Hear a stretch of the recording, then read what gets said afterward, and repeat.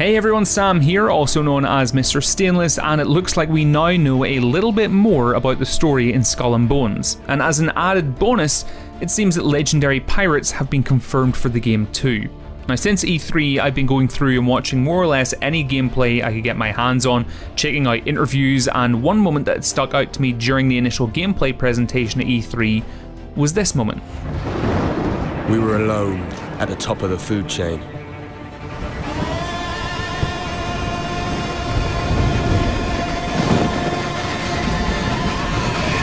Well, we thought we were.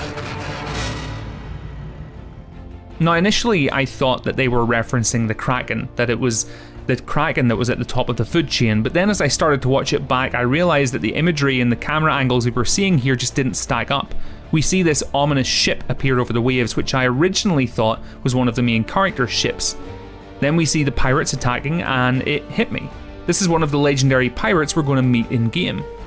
Back in 2017, when the game was first announced, the dev team had mentioned that we would come into contact with legendary pirates in the game, but there wasn't really any deeper explanation other than that. Would it be that we'd work alongside them, maybe get quests from them? We didn't know.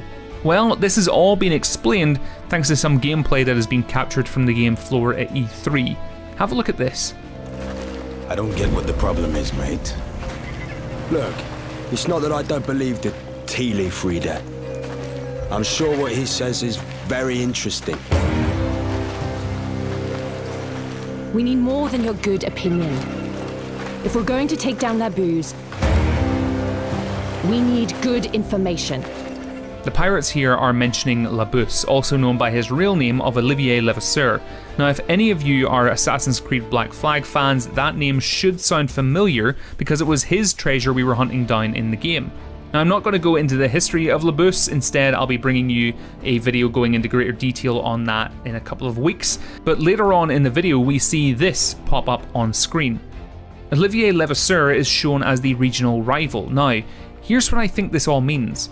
Much like in Ghost Recon Wildlands, where the different regions of the map were controlled by cartel bosses, I think different regions of the map in Skull and Bones will be led or controlled by legendary pirates, or legendary captains belonging to France, Portugal, England, etc.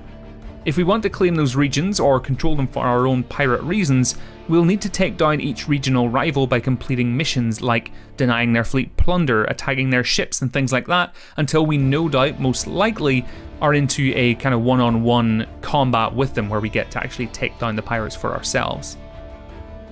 All of this adds up to give us a greater picture of what the narrative experience will be for Skull and Bones, and honestly, I think it all sounds pretty exciting. But what do you think?